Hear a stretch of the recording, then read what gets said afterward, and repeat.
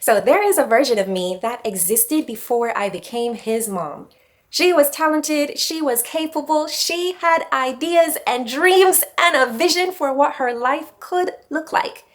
And she also had a very bad habit. She gave herself permission to give up. Not loudly, not dramatically, quietly. The way you talk yourself out of something before you even give it a real chance. The way you say, maybe next year, maybe when things are a bit easier, maybe when I feel more ready. That version of me, my dear friend, is long gone. And the reason she is gone has a name.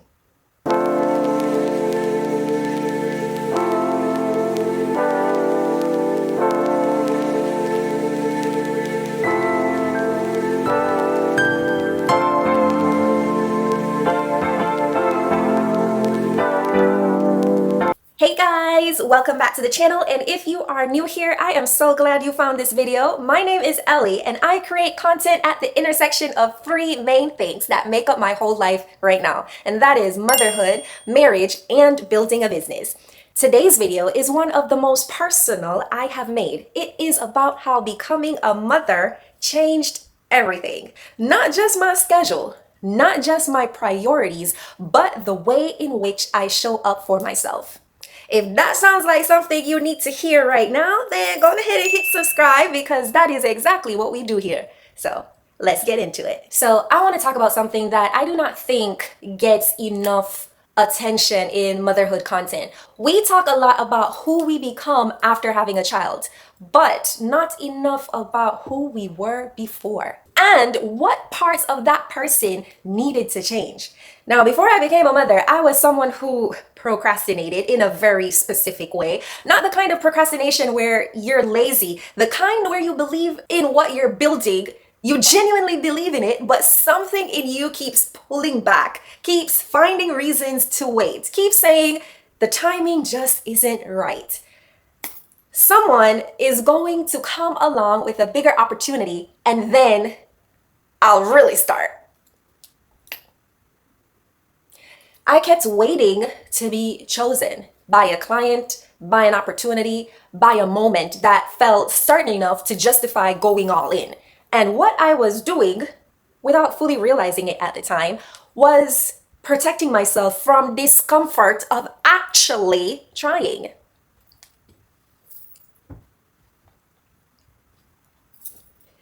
Because if you never fully commit, you never fully fail. And I had become very good at half committing, calling it patience, calling it strategy, calling it waiting for the right time, when really it was fear dressed up in a very reasonable language. And then I became a mother. And I want to tell you about the moment, not the birth itself, obviously, but a moment that came after. A quiet moment, the kind that does not announce itself. I was just looking at him the way you do in those early days when you cannot believe this person exists and that you're the one that made him and he is really truly yours. And something hit me that I was just not ready for. He does not know yet who I am. He is learning it right now in real time. Every single day that I show up or don't, it's teaching him something about what his mother is truly made of. And I asked myself a question that I have not been able to stop thinking about since. What is he going to learn from watching me? Is he going to learn that when things get hard, you pause? That when the finances don't add up, you consider walking away? That when the results are taking longer than you planned, you start to wonder if it was even worth trying? Or is he going to learn that you stay, that you build anyway, that the pursuit of something that matters does not stop because it gets uncomfortable? I decided in that quiet moment that he is going to learn the second thing. Not because I had it figured out, not because I was suddenly fearless and ready, but because I absolutely refused to let him grow up and associate giving up with who his mother is. Now, I want to be honest about what that looks like in practice, because I think when we talk about mom motivation and resilience and doing it for your kids, it can sound very clean, very cinematic, very highlight reel moment, like you had just this one powerful moment and suddenly you ain't never ever doubted yourself ever again. That is not my story, and I'm not about to paint a picture of a facade right here.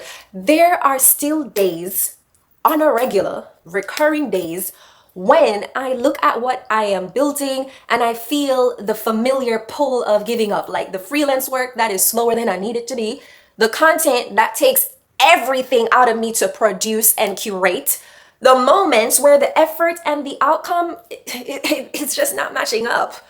And it probably won't for a while. And in those moments, I do not feel like a warrior princess and a resilient mother building something extraordinary. I feel tired. I feel uncertain. I feel like maybe I am way in over my head. And I think that it is important to say that out loud. Because resilience is not the absence of those feelings. Resilience is what you do while you're having them. So for me, it looks like opening my laptop on the days that I don't even want to. It looks like showing up to film a video when the analytics are not reflecting even half of the work I'm putting in yet. It looks like choosing to interpret slow as building rather than failing. It looks like reminding myself every single time I want to quit that he is watching. Not to put unhealthy pressure on myself, but because that reminder connects me to something bigger than just a bad day. And the bad day becomes more manageable when it is part of a bigger story. So I want to offer you a reframe, because I think a lot of mothers, especially mothers who are also building something, have been sold a very particular story about what good motherhood looks like. That it looks like being present all the time. That ambition and motherhood are somehow in tension. That the more you pour into your work, the more you take away from your child. And I want to push back on that. Not recklessly, not without nuance, but genuinely, I want to push back, because I deeply, truly believe that my son benefits from watching me build something. Not the finished thing, the building, the process, the showing up when it is hard, the refusing to quit when quitting would have been easier, the calling on faith when the evidence is not there yet.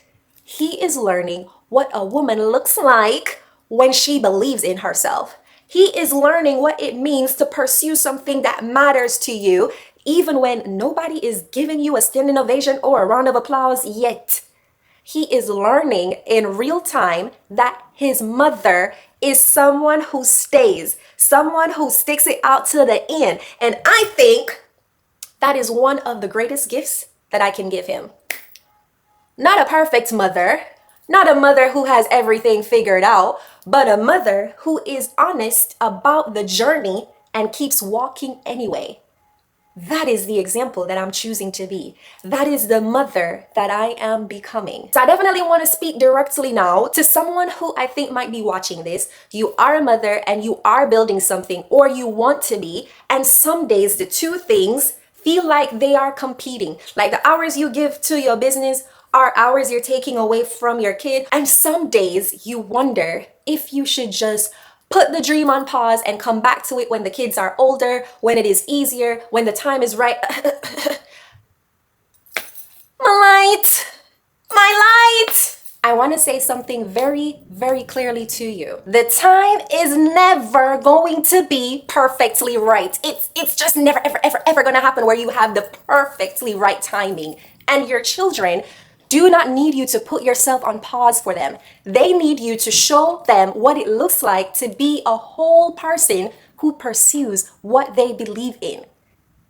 The version of you that is building, that is exhausted, that is uncertain and still shows up. That version of you is not failing your children. That version of you is showing them something they will carry for the rest of their lives. Stay in it. So here's where I want to land today. Becoming a mother did not make me into someone new overnight. It did not. But it gave me something I did not have before. A reason that is bigger than my fear, a reason that is in the room with me every morning when I open the laptop, a reason that overrides every bad finance day, every slow growth month, every month of doubt that tells me maybe this is not meant for me. His name means joy, happiness, and bearer of light. And I named him that partly because I was learning to stop dimming my own. I am not on the other side of this story yet. I am in it, physically, emotionally, mentally, sitting in it, healing while building, showing up while figuring it out. And I am going to keep doing so, bringing you along for every part of it.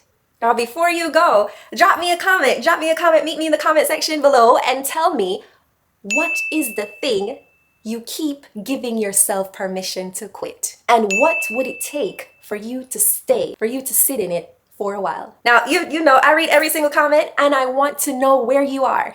If this video resonated with you, please give it a thumbs up, share it with a mother who needs to hear it today, and subscribe if you are not already here with me. I'll see you in the next one. Bye for now.